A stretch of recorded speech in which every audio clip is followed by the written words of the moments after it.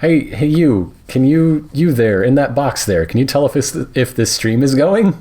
There's no music or anything. I am not getting into complicated audio stuff this time around. Maybe I'll go crazy some other time.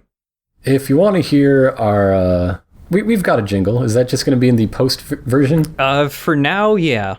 And at some point, I'll set up a soundboard like an obnoxious radio DJ, and If you want to hear our audio for this episode, just watch the first 30 seconds of the post-recorded version. Mm-hmm. But in any case, welcome to the tentatively named Chipod Ironicast, episode 1, December 2014. All right. So I can't think of any other names for the podcast. So that's what I went with. Maybe I'll leave the question marks in. That's topic 1, done and dusted. So that everybody knows how to actually pronounce the title of the thing. It goes up at the end. It goes up a lot, like a whining dog. So we got some topics for you today. We're going to talk about the new hotness in Let's Play monetization. Mm-hmm. We're going to talk about something that's just daggone weird, and some rumors that are floating around, and then we're going to do some asks. Got a lightning round planned. So oh man, that's always fun. So let's get to topic number 1 then. It seemed obvious to talk, in this case, to start off with the talk about Patreon in Let's Plays. And I suppose in general? Yeah, sure. Yeah, okay. So those of you who don't know what it is, you're living under a rock, dang it. No, I guess a little bit. It's kind of blowing up right now. Yeah, but last year or so. Patreon is the latest and greatest successful crowdfunding site. Whereas rather than funding specific projects, it's meant to be an ongoing patronage. That's where the name comes from. Mm-hmm. So with Patreon, one thing I've noticed so far, at least, is, like Kickstarter is the biggest one, of course, but and it's, oh God. Have you looked at Kickstarter today, like this very day? No, I haven't. They changed, they updated the site so it looks different, like their format. It's hideous now. I hate it. Oh, man. But anyway, you were saying. With Kickstarter, there are a lot of projects there that fail, because they have to actually reach a goal, unless they're being one of those crafty people and they make the goal like 1 penny or something. But there is a lot of weird projects on Kickstarter as well. Yes. And I don't think I've seen too many weird things in general on Patreon so far. What I've seen is like legitimate like songwriters or like comic book artists or something like that. I've only found like one weird thing maybe. ASMR is really huge, so it depends on whether that counts as weird to you. Yeah. I find ASMR a little strange, but yeah, it was a guy getting funding for like ASMR Let's Plays and stuff like that. If you're into furry art, then Patreon is for you. Yeah. Those are pretty big, actually. Mm-hmm. If you just start browsing around. Yeah. At this point, I feel like, furry art, that's not weird. No. It's just there's obviously a market for it, or else they wouldn't be having successful Patreon. And whether you like it or not, there's some furry artists that are really, really actually good. So there you go. Just imagine being able to get nude models every time your dog walks by. Oh, man. It's so much easier to learn how to draw animals. They're everywhere. Especially the cats. They're just always sleeping. They never move. Very, very floofy models. Yeah. But speaking of models, it's a funding model. Good segue. Oh, yeah. So you've basically got 2 options from a creator's perspective, which is monthly charges. Yeah. Or per project. And you, of course, control the rate at which your projects go up. And then as a backer, as a patron who pledges,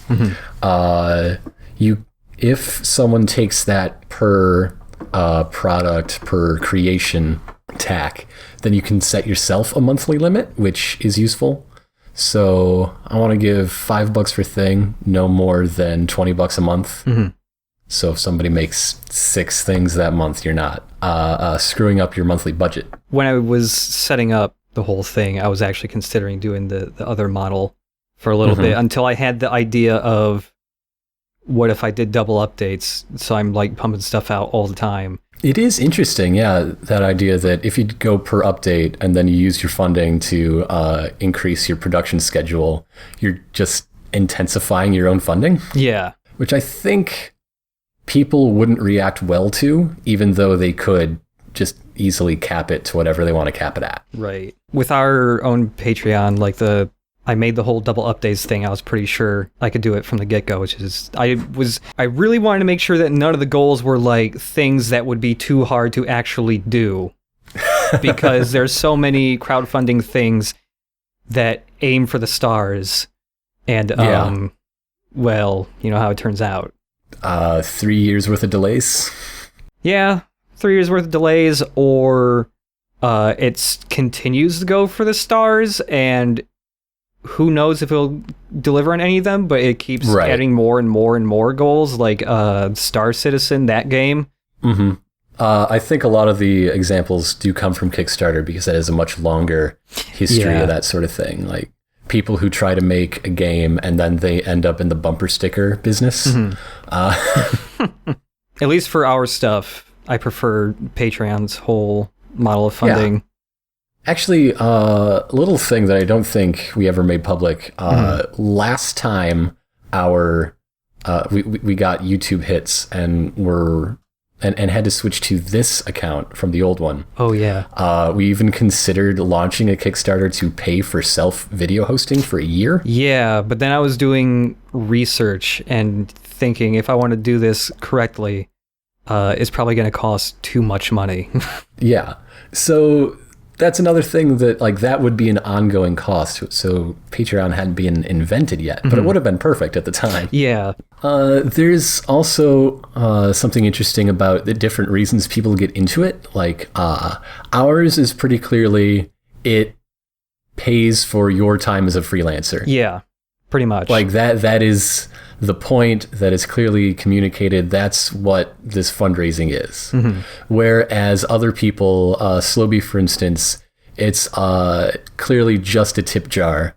Mm-hmm. And if he gets so many things that sort of motivate that just weird, stupid promises he makes for goals every once in a while, he eventually won CC to 2 game. That's right. Congratulations. Yeah. Congratulations, Slowby. And then there are others, I think Geops is this way, where they're basically using it to guilt themselves into being more productive. Yeah. Like once you put a $sign on it, that will motivate me through guilt to make this thing that I meant to make all the time, but always keep back burnering it. Yeah, our Patreon is kind of like that for me as well, just because there were there definitely been a lot of times where there have been big gaps in our updates just because I've had to do other work, or I've just been busy with other things. And then there have been a couple of times, not nearly as many times as the other reason, but a couple of times where I've just been like, oh, I don't want to do this today. And so the whole motivation of like, if I don't do this, the people who control the money will be upset. And that was, I needed like the threat of getting fired essentially to do this stuff like consistently. And now I've done it too consistently, and now I have a gigantic backlog for like 2 months almost. Oh yeah, we're pros now. Yeah, that's all it took. I suppose by a literal definition, we're pros. Mm-hmm. We were number 2 on the Patreon thing for a little bit. It's weird. Yeah, I wonder how it's rating that. Patreon's search is bad. It's just bad. I feel like it might have just been rating the top ones by which ones were getting the most activity that day.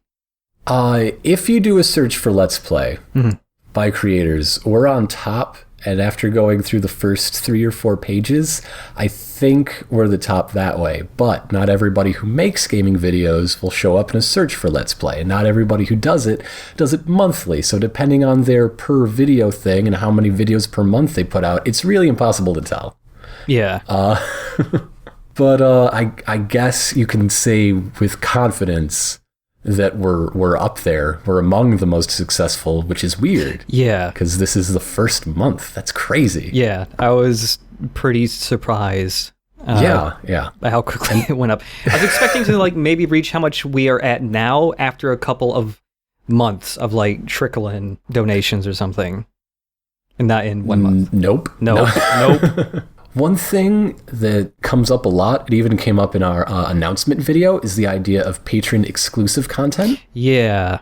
Which I'm not big on. Neither am I. And neither are those people who left those comments. I suppose they didn't pay attention to the video where we made that clear that that wasn't going to be a thing, but whatever. Yeah, I don't like the idea of like dividing up your own viewer base. Now, from a mercenary perspective, I think it works. I think there are people who do it, and it demonstrates that their numbers demonstrate that it works for getting more people to pledge, or more likely getting people to pledge more to step up to that next bracket. But that just seems like a weird way to squeeze things out of your people. And the reason I don't like it as someone who makes things is I don't want to make things for 1% of the audience. Right. Like, that's a lot of work for very little payback, basically. Yeah. I feel like the only way that kind of stuff works is if you have a really big audience already, and and you're already pumping out enough content that even the people who aren't paying to see the exclusive stuff are still seeing a lot of stuff.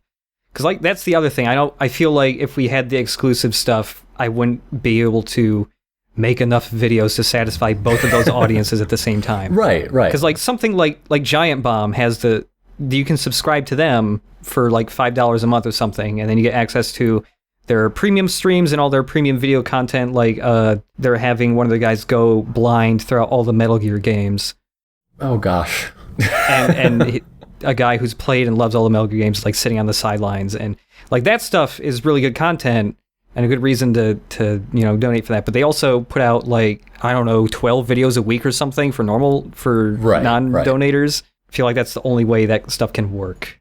Another thing, I've spoken to one person who does do a Let's Play Patreon with backer exclusive, a whole backer exclusive LP. Yeah. And the thing is, less than half of the people who can watch it, who are at that level or above, do. So that's really discouraging to me, honestly. Yeah, that was the one thing I was like, even if people pay for that stuff, how many of them are going to remember to, check that stuff out when it's actually made available? That's why, like, even though I post lots of updates on our Patreon, I'm always tweeting about it as well, because I feel more people are going to see it on Twitter than the actual email notifications or the site itself. Going back to this, I was speaking specifically of the Run Button guys. Yeah. A pair of cousins that do nearly daily. I think they put out 4 or 5 things a week. Oh, wow. They're busy guys. On a good week, life happens sometimes. But apparently their new backer exclusive thing is Shenmue, and they're really, really proud of it, but nobody's going to watch it. Oh man! So I really feel for him. Yeah, that's awful. Like I can't imagine making something like, imagine if Wonderful 101 were only being watched by like 24 people. Oh no! That would kill me. I couldn't deal with that. Yeah, I don't like. I just want to look at this thing I made. Everybody, look at this thing I made. I love it, and I while it might make for more money, I just wouldn't have my heart in it. Yeah, honestly. It wouldn't be nearly as fun, which is like, even though this is like what I'm doing with these videos now, I look at it like work, at least when I'm doing all the editing stuff. I still end up having a lot of fun in the end, which is the only way I could keep continuing to do this stuff. If it was just a job, I would just stop. Like, this is the only thing we do where it's like only pledgers can see this at first. Like, that's as close as I am willing to get to exclusive stuff, is just letting some people see something a little early, maybe. I don't have a problem with that at all. Actually, if y'all don't know, I have 2 Patreons, sort of. 6 Feet Under is Patreon funded. And for that, sometimes, just not every time, just if we feel like it, previews of things will go up to backers first. Yeah. Like the Mario RPG side game that got teased for backers first, but now it's all out and all available for everybody. Yeah. Awesome. I wasn't in that game, so I got to enjoy watching it, and it was a lot of fun. To consume as a viewer.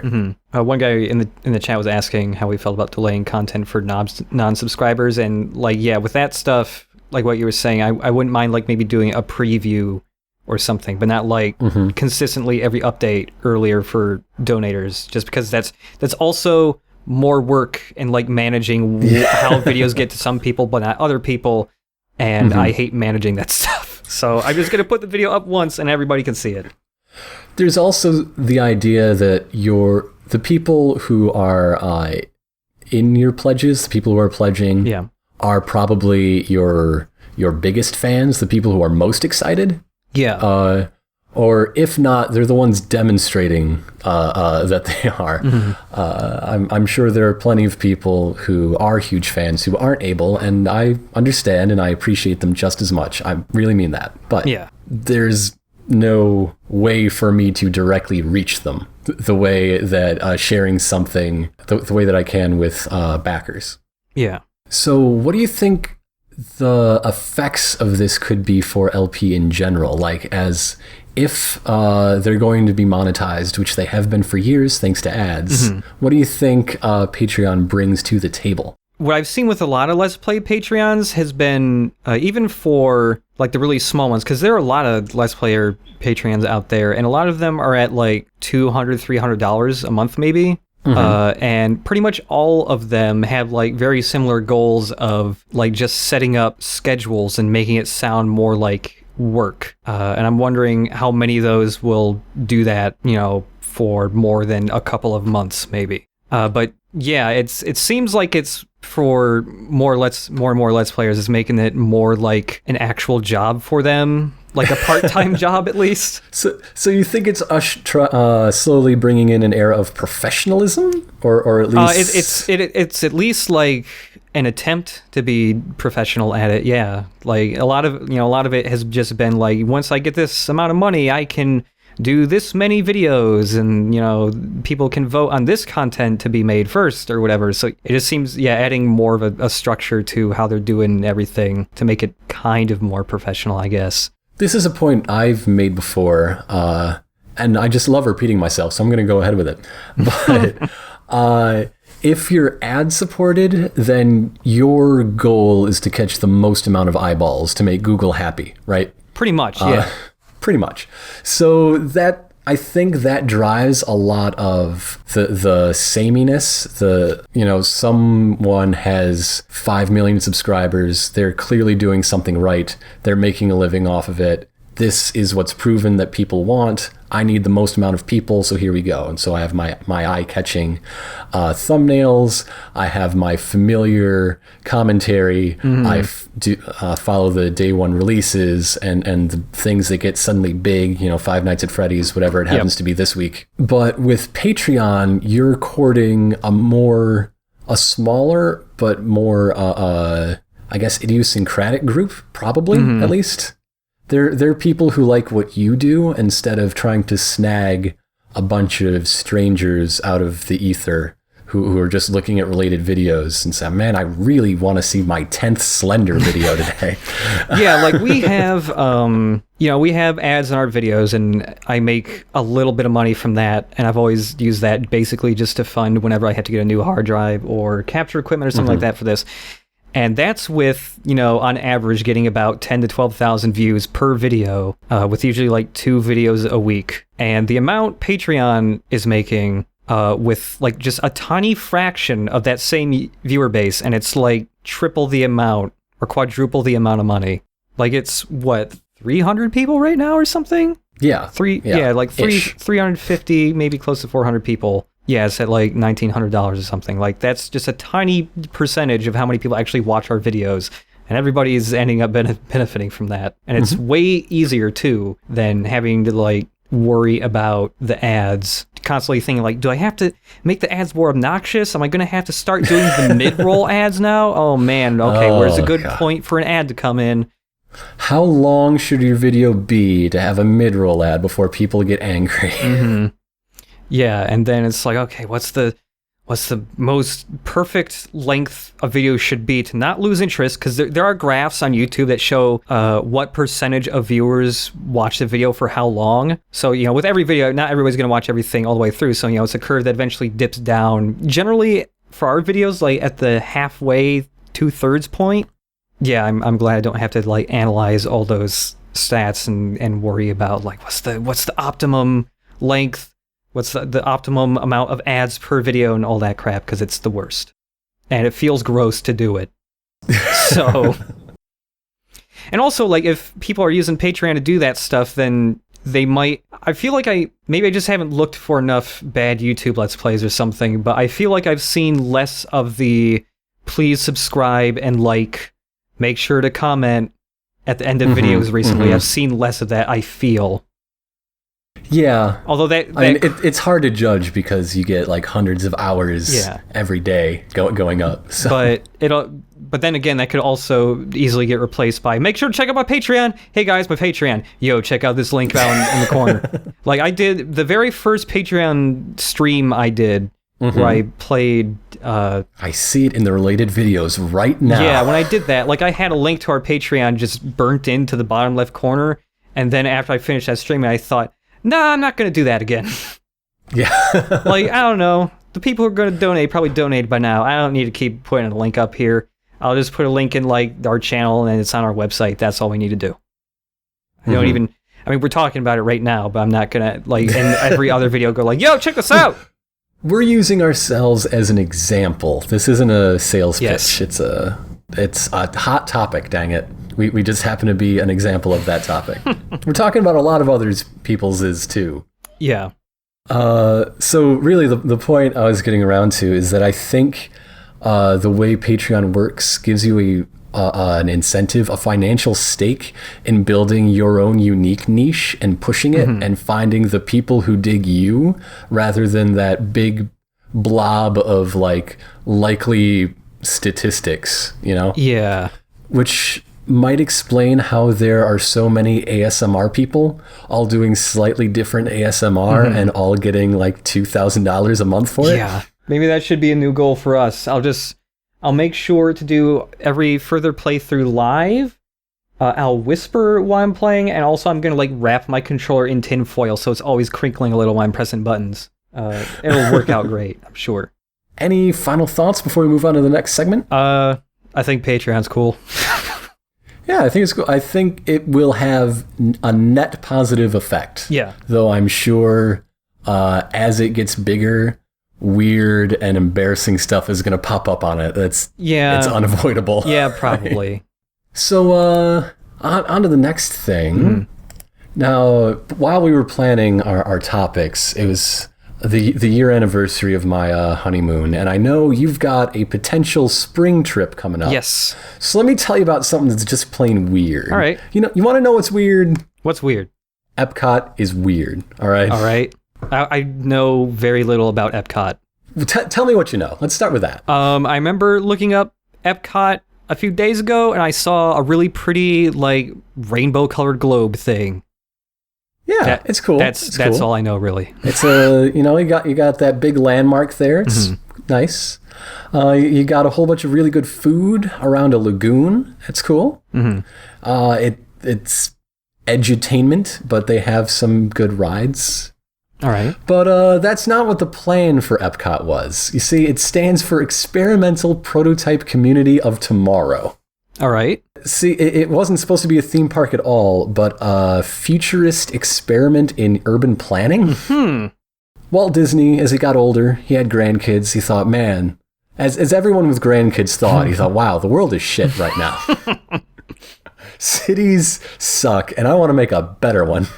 So, I mean, Disneyland had already been up and running for a while. It's pretty much an artificial city already. Yeah. So just go from there, right? You know, you've got your own fire department, and all these people work and eat and practically live there. You've got square one, some experience.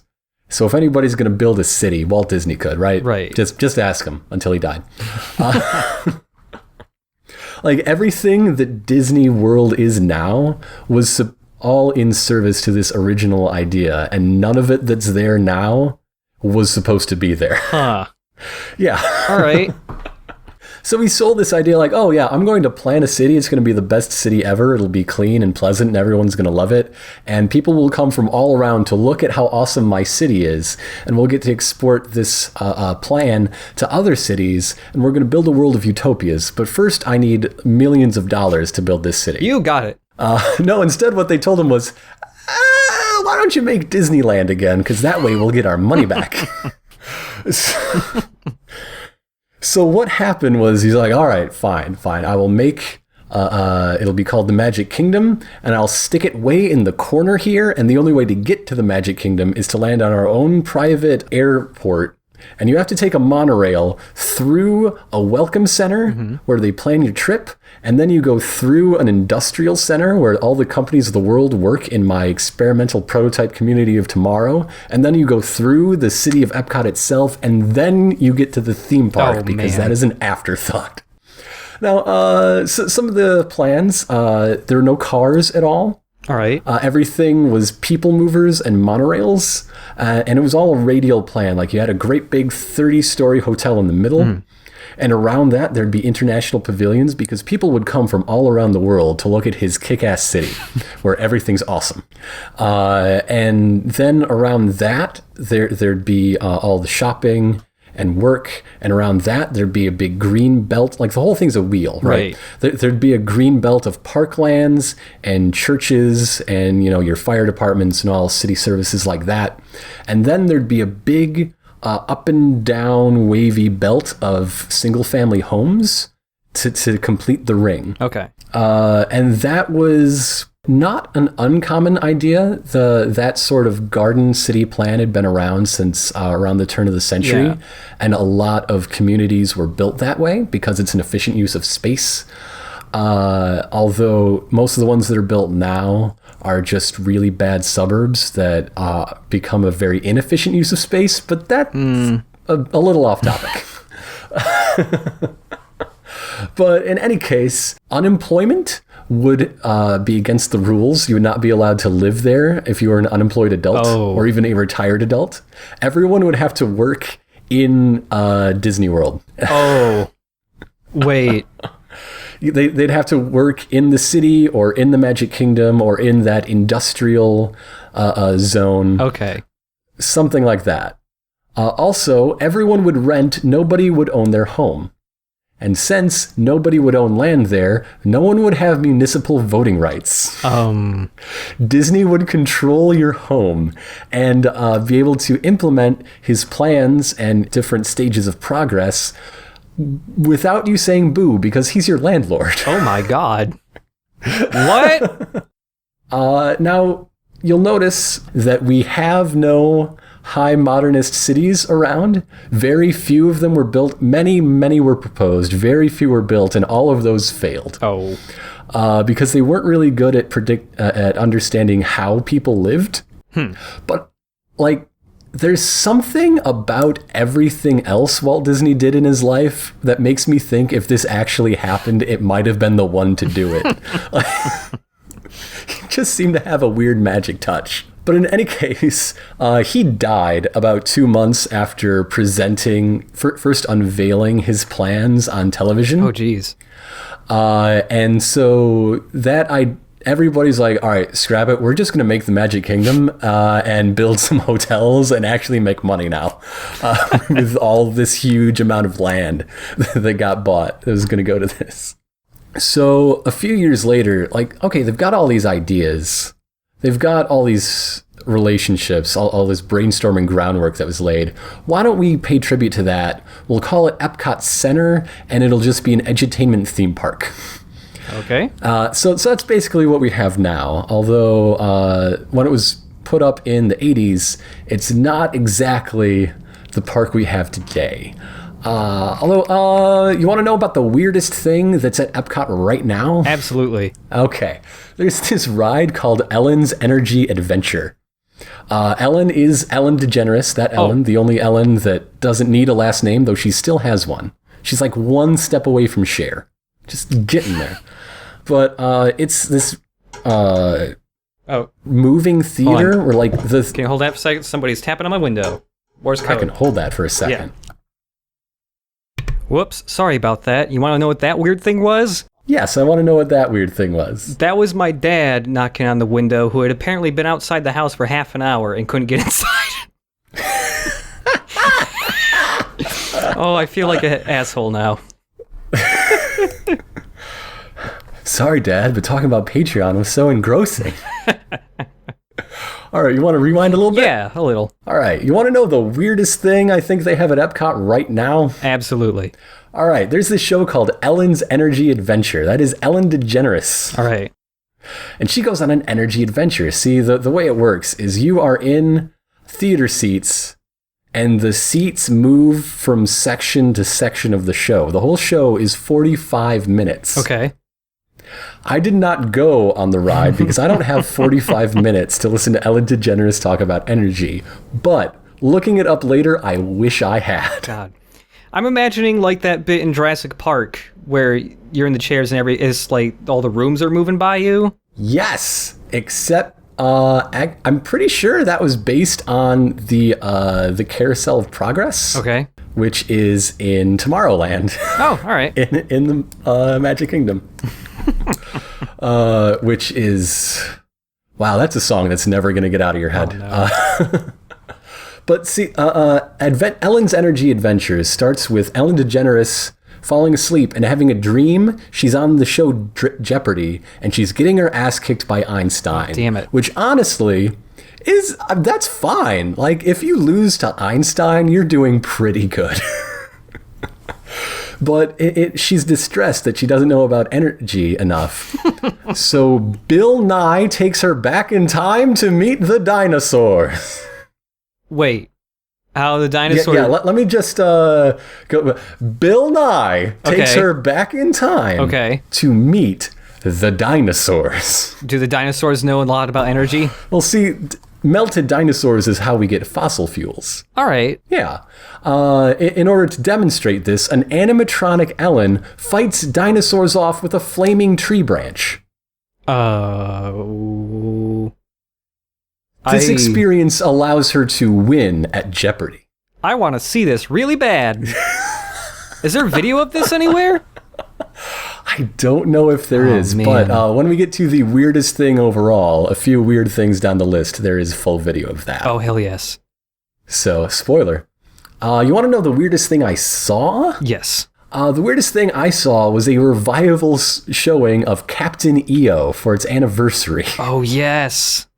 You may have heard of Captain EO because it's one of the first 3D films to not use red and blue. One of the first 3D movies to use something like 3D technology today. That's right. It was a collaboration between Francis Ford Coppola, George Lucas, and Michael Jackson. Wait, I did not know that part. I knew all of those other people, but not Michael Jackson. See, three people who really I would trust with most anything creative, like at their thing, they're great. But if there's oil, water, and a third thing that doesn't mix with oil or water, then it's Francis Ford Coppola, George Lucas, and Michael Jackson. Oh my God. So the plot is Michael Jackson leading a team of moron aliens who just suck. They have to defeat the tyrannical Angelica Houston, who you may recognize as Morticia Adams, through the power of dance and believing in themselves. Oh, man. I've never actually seen Captain EO. I just know of it. Oh, Captain EO is brilliant. It's the weirdest thing, but I love it so much. Now, Angelica Houston... her backup is a bunch of weird robot people that just pop out of the walls, and I swear to you 100%, whoever designed the Borg needs to be sued by Disney. They look exactly the same. Really? And Captain EO came first. All right, you want to know the weirdest talent attraction mismatch? Yes. All right, it's not there anymore. It's this animatronic show, there's a theme here, called Food Rocks. Now, I'm getting a look behind me. It is not the same thing as Kitchen Cabaret because that was sort of harmonic. but Food Rocks is not. Now, if you go to Epcot now, everybody's going to tell you, oh, you got to go on Soarin'. Soarin's this great ride, and they're right. It's very pleasant. It's very fun. And there's a video beforehand where Patrick Warburton tells you where to stow your stuff and where to buckle your seatbelt or whatever, right? And it fits. Like, it fits Patrick Warburton's persona, his personality. Like, he's that guy. Okay. Food Rocks is an animatronic show about the benefits of good nutrition hosted by Tone Loc. What? Now, see, originally there's this show called Kitchen Cabaret in the same theater, right? And it was a kitchen cabaret with different food groups singing about their benefits, and you learn, and it's just charming. Well, apparently somewhere in the mid-90s, that just wasn't cutting the mustard anymore, so they retooled the whole thing. So Tone Loc, as the character Food Rapper, get it? Yeah. He hosts a benefit concert for good nutrition, but gets interrupted by hard rock junk food band The Excess. Oh, no. Oh, The Excess. The whole thing is really bad puns and really bad parody songs. Oh, man. I was hoping it was going to be... But don't worry, because they built a screen in front of it, and now we have Soarin'. Oh, all right. Yeah, it's the same theater. Oh. Okay, is there any footage of Food Rocks? I hope so. Me too. But do you want to know the overall weirdest thing, in my opinion, in the history of Epcot Center? Yes. Right now, there's this yellow dome pavilion that's just used for extra stuff, but it used to be themed for like biology and health and all that sort of thing, right? Okay. Within that, they decided we need to have an exhibit on where babies come from. Okay. So they made a video called The Making of Me. It stars Martin Short, who travels through time to watch his own conception. Oh! God, I thought this was gonna... when you said what it was called, I thought I knew what this was for a second. But no, this is entirely different and way stranger. He goes back in time to watch his parents' births, and then their childhoods, and then their adolescences, and eventually they meet, and they fall in love, and they get married, and he watches his parents bone. Oh, no! Once they get down to it on the night of his own conception... He climbs up on the roof and delivers a monologue direct to camera with such choice quotes as, "Another way that mature adults can express their love for each other is to get so close that the man's sperm actually enters the woman's body." Wow, it actually got all up in there. That's really close. I mean, that's like if you're like a foot away from a lady, right? Yeah, in my experience, yeah. And this was like, I think this was his first big hit after the Three Amigos, Martin Short. Oh, no. There is video of that. There's more than one video of that in its entirety on YouTube. It does include an actual Disney animated short, specially made for this 15-minute movie of Martin Short watching his parents bone. An animated short that is just sperm going and doing their thing, just following them down the fallopian I'm sure it highway. looks great, at least, right? Oh yeah, oh absolutely. So that's what's just plain weird about Epcot Center. Oh my god. So that's that segment. I think it went well. That I knew pretty much nothing about Epcot except for that But, dome. it's a lot of fun. You should go. You should All right. go. And the food is fantastic as long as you go to one of the sit-down ones. Yeah. And good enough if you go to any of the quick service places. Yeah, I don't know if I'm going there yet, but there's a chance I could go there in the spring maybe. And yeah, I would love to check out all that weird shit in Epcot. Well, none of those things now exist because in researching this, they took the animatronic dinosaur fighting Ellen down for repairs. Oh no! She might come back. I don't know. I really want to see that. And the anniversary revival of Captain EO has also ended. Oh man. So you had a topic. I had a topic. Just I guess it could be multiple, but so later this week on it's Friday, Saturday, and Sunday. There's going to be a whole bunch of video game shows, conferences happening. You know, Spike TV in general has done shows for the last couple of years. They've done award shows at the end of the year Hey, they gave Kojima the Legend Award, so they know what's up. So, you know, for a while, Spike TV was doing the VGX, and then, well, actually, it was the Video Game Awards, and then last year they rebranded it to VGX, and then didn't air it on TV and made it just an internet-only event, and is kind of coming back, but now it's like a competitor award show funded by the guy who hosted the Spike TV one, Jeff Keighley. Okay. Yeah. And that just seems to be the replacement. Like, the other show isn't coming back from Spike. It just seems to be flat out the replacement. That's happening this Friday at 9 p.m. Eastern Standard Time, I think. And last year I made fun of that. I streamed that live, made fun of it with Voidburger, and we'll be doing that again this coming Friday. But with every video game event. Yeah. But with every video game event, there are a ton of ridiculous rumors as to what's going to be shown there. Because, like, even with that award show, like, a couple years ago, that is the award show they used to re-reveal the new Metal Gear Rising once they got Platinum on it. And so it's like, some interesting things could still happen there, maybe. Yeah, the Joaquin, what's his name, bit? Apparently Kojima just loves that show. Oh, yeah. That was the VGAs, wasn't it? I believe so, yeah.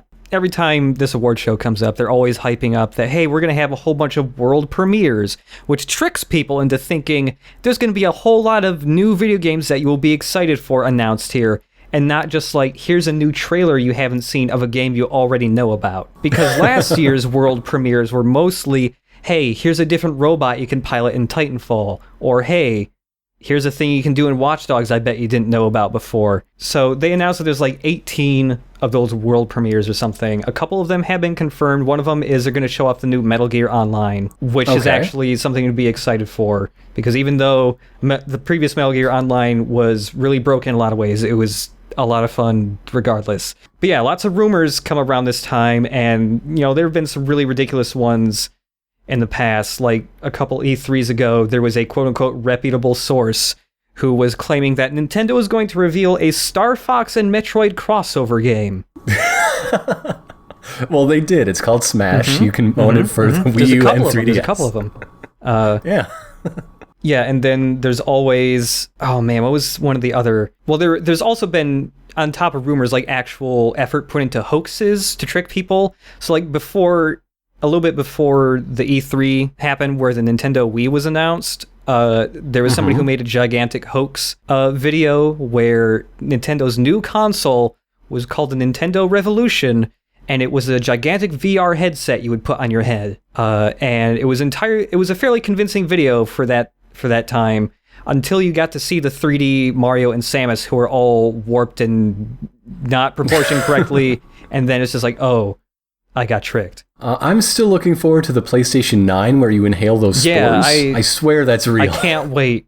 I hope I live long enough to experience the PlayStation 9 and just get some video game nanomachines up in my nose and make me trip out and think I am Aiden Pierce. I often think I am Aiden Pierce. I have like 8 different coats that are all the same coat in different colors. And you wear like 4 of them at a time during the fall, even before it even gets that cold. So yeah, so there's a couple of rumors that have been floating around for multiple conferences now, and are games that have been kind of confirmed but not really, is stuff like an apparent Crash Bandicoot revival from Sony. Because Crash Bandicoot, as you know, died a horrible death years ago. How well did Sunset Overdrive do? So the Sunset Overdrive, when that came out, Microsoft also released a bundle for it, so you could buy an Xbox One and it would come with that game. So those bundles sold really well, apparently. The game itself, though, didn't sell that many copies. A lot of people, it was selling okay because people were just getting it with the console. So in that context, I can see a Crash Bandicoot revival being real. Yeah. But I don't think the timing is quite right. Like, I could see that in next E3. Yeah, I don't know. Because, like, Activision has owned Crash Bandicoot for a while, and they've kind of just let him die a quiet death. Because... well, he was a silent protagonist mostly, so it's the only death he knows. I got curious about him and like trying to figure out when his last game was, and he had technically the last Crash Bandicoot game was a iOS kart racing game in 2010. I believe the last actual real Crash Bandicoot game was in 2008. You know, that's more recent than I thought. Me too, actually. I thought he had died like in 2006 or 2005 maybe. But yeah, he had one game on the 360. So yeah, what are the odds you give on that one being real? I mean, I wouldn't be surprised if the rights to Crash get bought back and Sony tries to bring him back as like a mascot again or something again, but I don't think it's going to happen at that award show. A reason why is entirely because 2 days after the video game award show, Sony's having its own conference called the PlayStation Experience, where they will be announcing stuff there. So it's far more likely that it would happen there than at that award show. Oh, they're going to have a release date for Last Guardian, right? Yeah. Come on. Yep, it's done. It's going to be shipped out, and it's going to be bundled with Beyond Good and Evil 2. Fine. Thank you, God. That's another rumor. Beyond Good and Evil 2. I don't think it'll happen. I've been burned too many times me too. Before. This last E3... Michelle Ancel is my abusive ex. This last E3 was like the last big hope for me. And they almost... Like you watched that too, the Ubisoft part, when they had one last game, and and there was like, oh, and here's one more thing. And the screen fades to black, and it was like, it felt like the planets had aligned for a moment. It was like, this is it. Finally, the video game made for me is happening. And then it was Rainbow Six or whatever. Which looked all right. Yeah, it looked cool. I like it when... But it didn't have jet boots. All those gadgets, and they didn't have jet boots. Power jet boots. So the thing is, though, that last E3, Michel Ancel did announce a new game.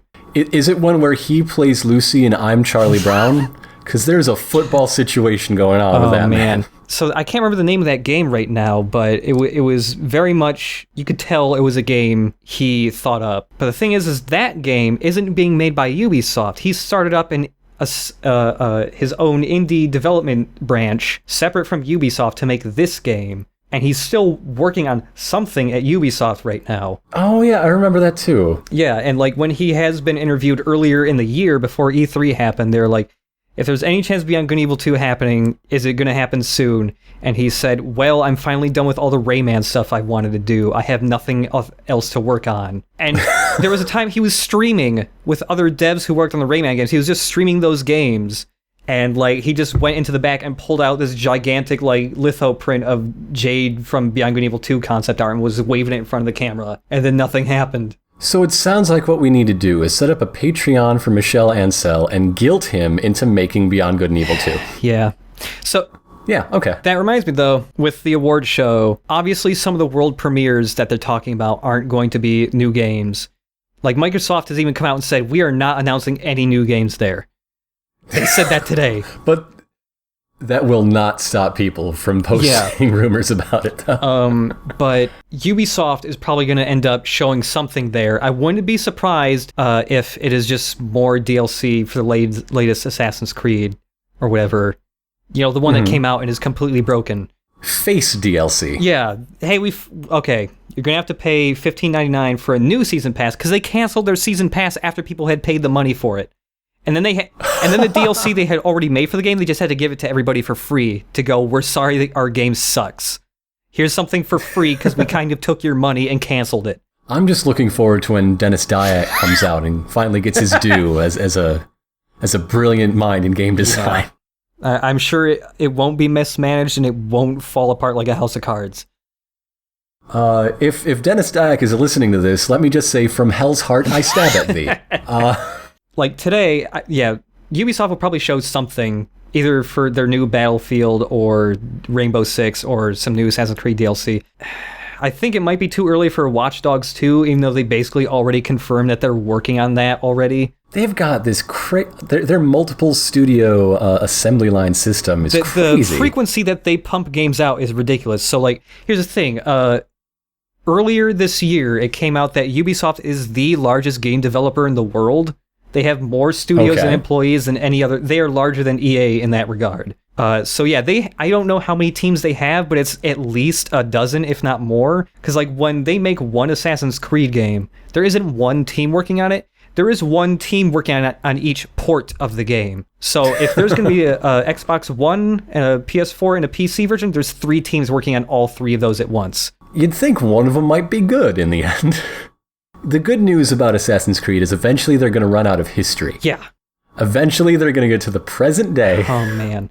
So, Assassin's Creed Unity came out like 2 or 3 weeks ago at the most. And it's broken, and it's still broken, and it performs very poorly.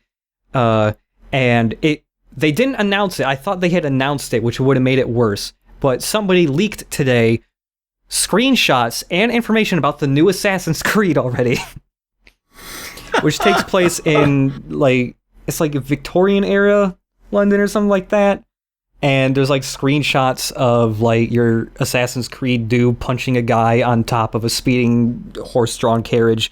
Which there is a lot of interesting stuff to work with there. I mean, there is Elizabethan, or Victorian actual espionage. Yeah. Elizabethan espionage is crazy shit. Yeah, though. That's one of the disappointing things with Assassin's Creed for me is just because with that history they could make so much cool stuff, but it feels squandered most of the time. Partially just because it's not written that well, and it's trapped up in the whole bigger plot of things taking place in the present, and there's future aliens who are trying to save the world or whatever. Ubisoft has this weird writing issue across pretty much all of their games, where they introduce a lot of characters right at the beginning of the game, and most of them vanish for the entire game until the plot decides they're important again. And then they pop up without anybody going, oh, that guy, what are you doing here? He just appears and the game just expects you to remember who that was, that they introduced once. Look, I'm a busy uncle, okay? Ubisoft basically makes all their big games now just open world games. And when Beyond Good and Evil 2 has been talked about in the past, Michel Ancel has said he wants it to be an open world game because the original Beyond Good and Evil was planned to be that, but they couldn't make that at that time with the technology they had because you were supposed to go to multiple planets and all that instead of not just Hillis and then a part of the moon. So for a while there, I was on board with the whole thing. There was that leaked test footage of what the game could look like, where Jay was doing all that parkour and stuff and jumping into a thing and flying away. It was so cool looking. And every car was like a little tuk-tuk with 3 wheels. Now I'm worried because a couple of years ago, when I thought of Ubisoft, I thought yeah, Assassin's Creed is pretty cool. All the other stuff they do is neat. And before that even, I thought, oh, Ubisoft, they make really good games because Beyond Good and Evil and also Sands of Time, that was the same year. Yeah. It's they held on to that for a few years running. They had just a real handle on quality games for 4 or 5 years, yeah. I'd say. And it's I no longer think of Ubisoft as, oh, those people who put out really cool games, and now I think they're the people who churn out. And then they were putting out really interesting games. Even if the first Assassin's Creed wasn't great, it took them a few tries to get a good one. It was really interesting ideas. Far Cry, interesting ideas. I would say their best, most competent open world style games they make are the Far Cry games. Because Far Cry 3, even though I don't like Far Cry 3 for a lot of reasons, I can still tell it's a good, well-made game. If 4 looks like a lot of fun too, even though it's pretty much the same thing with no real changes. But now I'm worried that because all their open world games have the exact same design to them now, where the map is just people wonder where collectathons like Banjo and Kazooie went. Well, look at Ubisoft games because that's where they went. Because the maps are just completely, you can't see where the roads are or anything on their maps anymore because the whole thing is just littered with icons of all the different collectibles and side missions you can do. They pump their games with so much extra content that doesn't need to be there just so that people feel like they got their money's worth or something. And now all of their open world games also follow the formula of you have to reveal parts of the map. You have to climb a tower or go to a waypoint and hack into it or something to reveal that part, and they'll show you where all the collectibles are. All of their open world style games had that exact same Assassin's Creed climb the tower structure. And now I'm really worried that if Beyond Good and Evil 2 does get made, too much of Ubisoft will leak into it, and it will become an Assassin's Creed knockoff. Protect my precious Miss Thyris, baby. Michel Ancel does seem like one of the guys who gets more reign to do what he wants, at Ubisoft because he did those Rayman games, which are very on Ubisoft, and like those games also help create the and they turned into the UbiArt engine, which is really exciting stuff coming out of that. That's a really cool engine. Like Ubisoft every once in a while does make something interesting. With like just this year, I think they released two things. There was that RPG game. I can't remember what it was called, but it was like that fairy tale side-scrolling RPG. That was really pretty. And then there was Valiant Hearts, I think, which was like a World War II thing. And both of those were like interesting to look at and seemed very un-Ubisoft compared to what they usually do these days. I really hope they just let...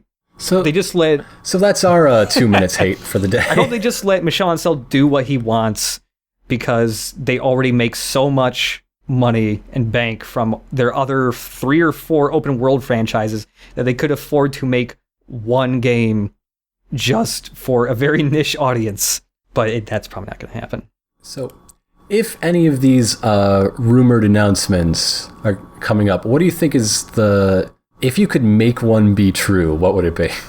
If I can make one rumor come true. If one of the rumors you found was going to be true, which one do you wish would be the one?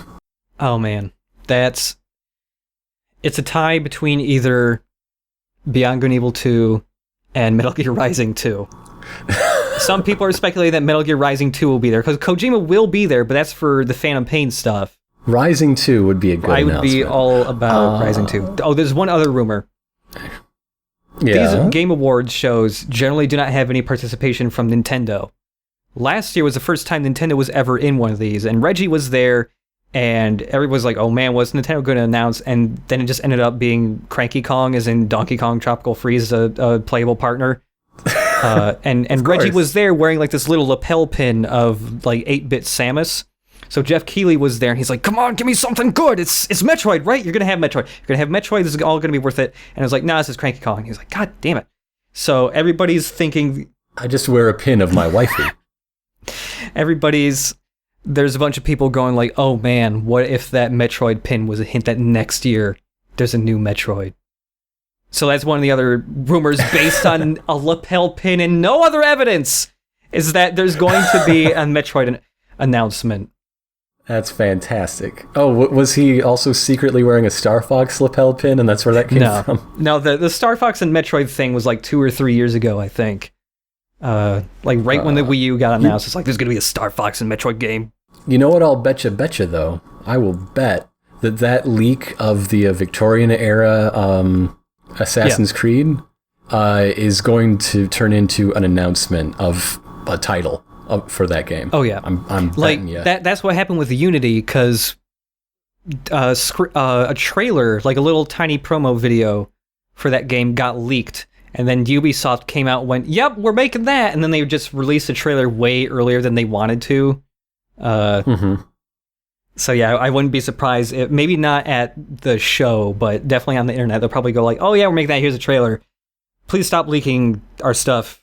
Whoever's doing that, who works for us." All 3,000 of you. All we have to do is just slightly alter this white jumpsuit. All right, the straps go this way this time. Yeah. All right. Oh, speaking of the Metroid thing, do you remember Metroid Dread? I do remember Metroid Dread for the DS. Yeah. And then there were like interviews years ago when that never happened for the DS, where people were like, yeah, we still want to make Metroid Dread, but it's probably not going to be for the DS anymore. We're looking to see what we can do with it. So there's still people out there holding hope that the next Metroid will be Metroid Dread. I'm holding out hope for Hunters 2. Ah, yeah. I want Metroid Prime Pinball 2 with Rumble Pack. I wouldn't be surprised if there is a Metroid happening now, maybe, because like they kind of acknowledged that something was happening with Metroid at last E3, but they weren't ready to talk about it. And like, yeah, that makes sense. Retro, who made the Prime games and the recent Donkey Kong games, don't have anything in production now that anybody knows of. Nothing announced. Yeah, so it's like, come on, man. I need a Metroid to happen, and I need it to be good this time. It was close to good, dang it. It was close. Yeah, there were definitely totally things to like in that game. The game that shall not be named. Because I want to be able to read the comments on this when it goes on. Yeah. Let's not bring that up, and let's not bring up that one Gundam that might be an animal. That's the other hot button topic these days. I don't know. There's no might. There clearly is a Gundam that is a horse. There's no question about it. So that's that segment. And now, what might be a tradition, I don't know, it's only the first episode of the podcast. We're going to end with a question, but since this is the first one, we haven't collected questions. If you would like to send us a question, submit it to the Tumblr or our website's email address. Yeah. So that way they'll be collected and it won't get lost. Like, say, if you tweet it at us, it's just going to get pushed down in the course of the month and we'll forget. Sorry, we're only human. Yeah, our website's front page has a little link to our email, so. But for this one, we're going to do a lightning round of questions from our live studio audience chat. Whoa. So those of you listening to my voice right now, get into that chat box and give us your questions. Please make them interesting. We'll try to knock out as many as we can until we feel like the segment is dragging. About how much is left of Wonderful 101? We have, of the story, a single 2-video update left to record commentary for. Yep.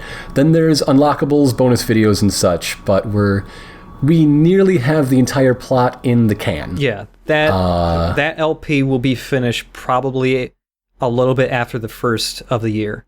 How much...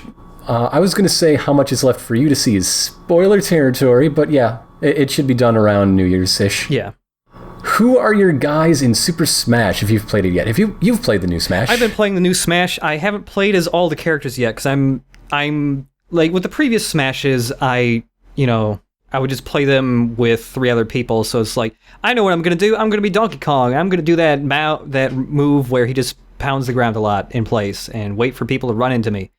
But like with this one, it's like, okay, they actually have thought put into their moves. I should try and figure out how these people actually work. So I've been like going through classic mode, like one by one, trying to figure out like how all the fighters work, and it's taken a while because there are technically 53 fighters in that game because the Mii's are technically 3 different things. Right. Right now it's Ike from Fire Emblem. I like Ike. He's just huge and beef. Well, he's huge and beefy now. He was like a tiny, thin anime Bishonen man in the previous game, and for some reason they made him super buff in this one. Possibly to differentiate him from the other 3 Fire Emblem characters in the game now. But yeah, I like Ike. And I don't have a Wii U or a 3DS. Oh. The end. Wah, wah. Wow, scrolling back up in YouTube chat is not good either. No, it's not. How would you feel about Nintendo doing more HD remakes in the vein of Wind Waker HD? I don't know. I mean, it depends on the game. I think there's a couple games that would be... How good was Wind Waker HD? Wasn't it just bloomed to hell and back? No, not... I played through all of Wind Waker HD, and like for the most part, I think it is pretty good. When I get a Wii U, Wind Waker HD is very near the top of my shopping list. Yeah, but so... I think with older games, I'm fine just with, Virtual Console. Like, I don't need a new texture pack for GoldenEye. I just don't. Yeah, I can play it. The one thing you would want for GoldenEye though is a better frame rate, because that game does not run well. But like in general, like if you can turn it into like a director's cut, like, yeah. I don't know. I trust Nintendo with their own franchises, especially with games that already came out. Yeah, I think to make good decisions like on that. those HD remasters are really good when there's also like gameplay improvements they can make. Like Wind Waker has a ton of that stuff. Like it has the fast sail. It makes the Triforce hunt easier to do, and the whole gamepad item management stuff, so they don't have to pause the game and move stuff around constantly, is really good. And having the map down there is also really nice, and like little convenient improvements like that. Right. That's when I'm into like HD remakes. Apparently Nintendo is actually making an HD remake of a previous game, but nobody knows which one yet. I honestly wouldn't be surprised if it's just Mario Sunshine though. Oh, that'd be gorgeous. It's already a very pretty game. That the water in that game still looks really good somehow. What relationships do your families have with video games? Dad Buster. I know your dad bought you Club Penguin, and that's probably it, right? Yeah. Well, my wife is playing a 20x20 Picross right now. She's a Picross fiend. Oh man, Picross rules. As of about 3-4 days ago. Picross is great. My dad was addicted to Wii Sports for a very long time, to the point where he could very consistently get 300s in bowling every time he played it. Oh yeah, my dad considers Wii bowling his workout regimen. Really? Yes. Huh. I don't. Also golf. He does love the basic Wii Sports. Yeah.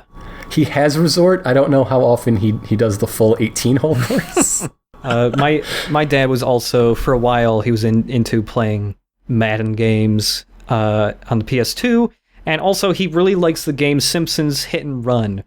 Not to actually play the game, but because you can play that game and find Ned Flanders and kick him over onto the ground and then kick him down a hill very slowly while he flails. And my dad will do that for a good 10 or 15 minutes and just die laughing, and that's all he needs from that game. Do you want to answer a question that spoils the next big LP? Or turn it into the announcement of the same? Sure. Okay. When can we expect your Watch Dogs Let's Play? Mid-January, probably.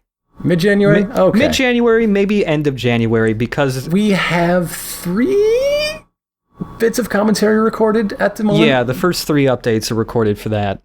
Building that launch backlog. Yep. And, it might be like end of January when Watch Dogs goes up, because I actually have a teeny tiny LP that's going to go in between that, I think. I'm doing Duck Dynasty with KC Green. That's a very short LP though, because the game itself is only like 4 hours long, and I'm cutting out the 8 minutes of fishing you have to do repeatedly. So it's probably going to be like an hour and a half, 2 hours of video, maybe. What did you think of Silent Hill Downpour? I have no opinion or really knowledge of Silent Hill Downpour. Yeah, I don't really have any knowledge or opinion of Downpour either. I hear Downpour is kind of hilarious. I know there's a mailman character who's like magic, because you talk to him and then look at him again. You look away and look at him and he disappears like Batman. That's all I know about that game. Shouldn't it be Chipod Ironicast? I love that a lot. I do. Let's do that instead. Let's make that. Credit to you, Nive Castereth on YouTube. You just named our podcast Chipod Ironicast. Yes. What abandoned LPs by others do you really wish had been completed? Now I'd have to think. The hybrid Ace Attorney games by Hello Winter. Yeah, that's the main one I was thinking of too. I don't know if she every once in a while, I talk to her every once in a while, and she always mentions that she would like to get back to that every once in a while. So she's a very busy person though. She's always doing a ton of stuff. So but yeah. So congratulations to her. I'm happy that's the reason. Mm-hmm. Being busy is a good thing to be. Yeah, but if that LP would get continued someday, that would be awesome, because that ended like Wolf Shirts Tingle's Rosie Rupee Land. Yeah, that he did character voices for everyone. Oh, I forgot about that. That was great. You guys working on any more RPs or other Rift stuff? Well, if you've liked the most recent stuff, different 90s promotional videos, we've got a lot of that. We've got some 90s local news reports. We got a John Stossel video. Yes. I hate John Stossel. I hope it comes across. It totally does. So I'm going to start releasing some of those, because a couple of them, several of them we did, are all news reports or other videos done around Christmas time about so they're seasonal. Yeah, about Perfect. what you should buy for your kid, or what video game's hot this year, or is it dangerous to buy your kids video games for Christmas? There's one video I have found, but we have not done commentary yet, which is an episode of it's a TV show with Siskel and Ebert playing a Sega Genesis Activator boxing game together, and recommending that you get that for your child this year. I can't imagine they really recommended that. I don't know, man. I didn't watch the whole thing, but they seem pretty enthusiastic about punching each other. Well, yeah, I mean, have you seen them disagree? It gets heated. Yeah. What's the worst game you've each played, whether made videos on or not? I played caveman games for the NES a lot. Oh, God! I played Superman 64 for, the Nintendo 64 a lot. Oh, man. I played the multiplayer and learned where all the spawn points were, so you just fly your ship up to somebody, shoot them, and then fly away, because I was a very lonely child. Going back to GoldenEye, I did the same thing. Oh, no. Oh, man, the worst game. So I hope we made you laugh, and I hope we made you cry today. Oh, man, the worst thing I played is probably... When I was a little kid, I had quite a few of the Simpsons video games. And Bartman was one of the ones I had, and Bartman is shit. It is just garbage. Also, Bart fights the space mutants or something like that was really bad. Yeah. The game where you can't complete the level unless you paint enough things purple because aliens don't like the color purple for some reason. They're just really up in their masculine brodom. Dang it. They can't take girly colors. Yeah, a lot of the Simpsons games. Also, Krusty's Funhouse. That weird Lemmings-esque puzzle game where Krusty has to run around a factory and kill mice. I thought it was great as a kid. Is Mega Man Legends 2 still on the schedule for an LP? Sure. I guess. Every sequel to a game we've done is technically on the list. It is a very long list. There's no order to the list. At least with Mega Man Legends, we know we can do 2 and stop because 3 will never happen. Because it got killed. It got smothered by a pillow. Yeah, Mega Man Legends 2, sure. I like that game a lot. Also, Misadventures of Tron Bond or something, probably. That game's really short anyways. How much do we have to raise for your Patreon to get more anime theater, or just to watch the rest of Otakajuku? You can just look up Otakajuku. It's fine. I won't mind. You can watch it without me. I know our schedules don't always line up. I'm cool with it. I really enjoy doing anime theater. I don't think I want to do more, because I feel like we covered a lot of the most well-known... We covered such a wide breadth of mockable animes for so many reasons. I don't want to make any more because I know it'd be harder to find the really good stuff if there's any left. It would be hard not to tread on ground we already covered. And I don't want to sully how near perfect I feel anime theater is. Yeah. If you want to hear me talk about anime, though, an upcoming Alka Hollywood episode, we're going to be doing Paprika, me and Clint and Jared. Oh, cool. So an actual good anime. I have not seen Paprika, but I've meant to watch it. I think we've done and dusted this lightning round. What about you? Yeah, sure. All right. I'd like to thank everybody here in the chat for showing up. I'd like to thank you for your questions.